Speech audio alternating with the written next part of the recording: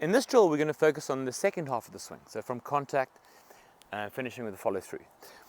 For the drill, you're going to need a TopspinPro. So beg, borrow, buy, steal, do whatever it takes. No, don't do whatever it takes, but somehow get your hands on a TopspinPro.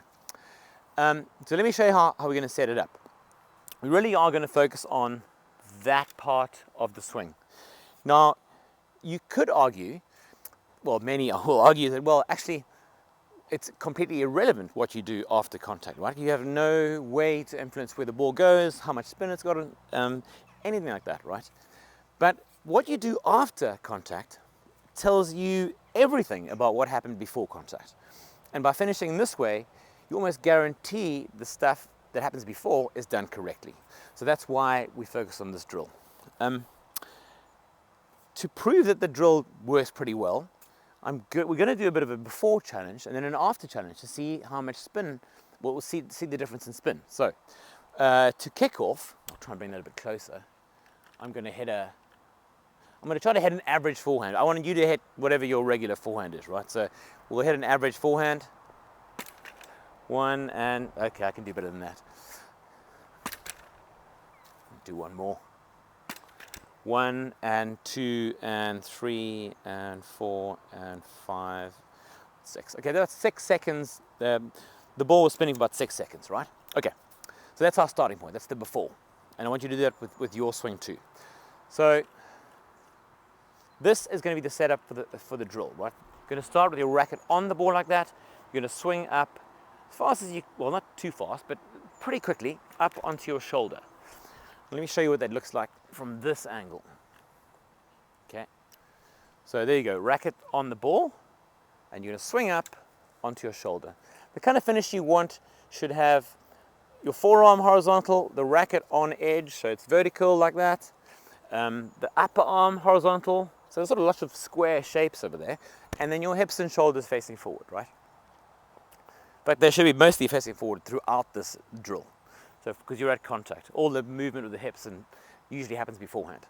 So from here, we're just up onto there. And when you get the racket up to there, I want you to sort of let your fingers be loose like that, because if you had to do this 20 times, and that's what we're going to do now, is and just have a really stiff arm, it's going to start hurting. So from there, swing up fast as you can onto your shoulder, and just let your fingers go. Basically balance the racket on your shoulder. So you want to stay as loose as you can. That looseness is what's going to really help with the topspin too.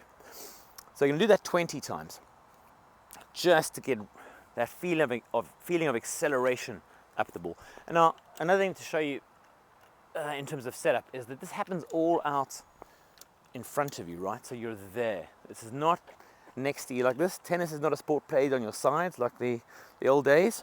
It's played out in front like that, right? So you want to make sure you get that almost 90-degree angle. So it's out here. So you're up from there onto your shoulder, right? You can see everything's level there.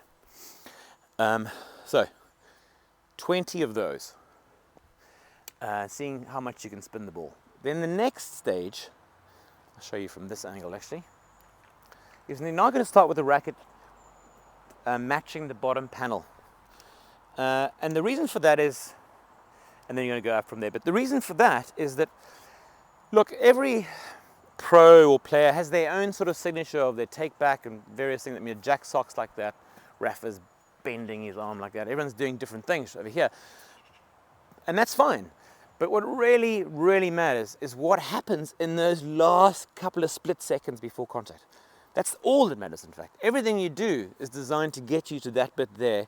And if you're accelerating rapidly up at the back of the ball, just for that split second over that short distance, that's where all the topspin's created, right?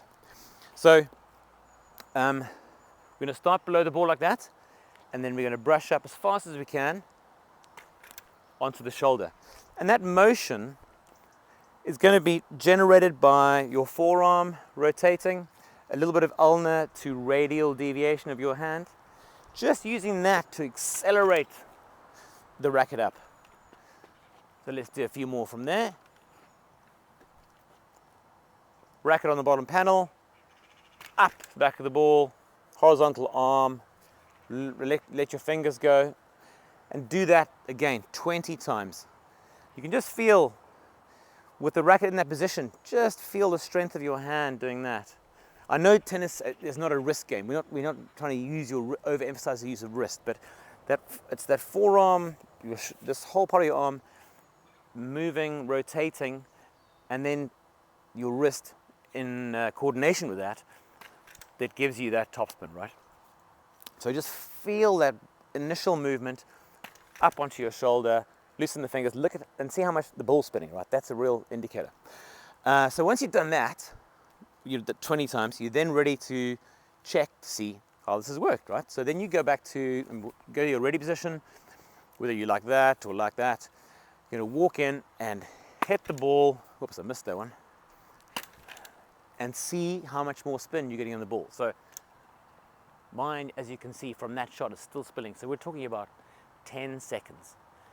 So this is a great drill where you can actually prove to yourself in real time if what you've done in the drill has made a difference to the amount of topspin you're using.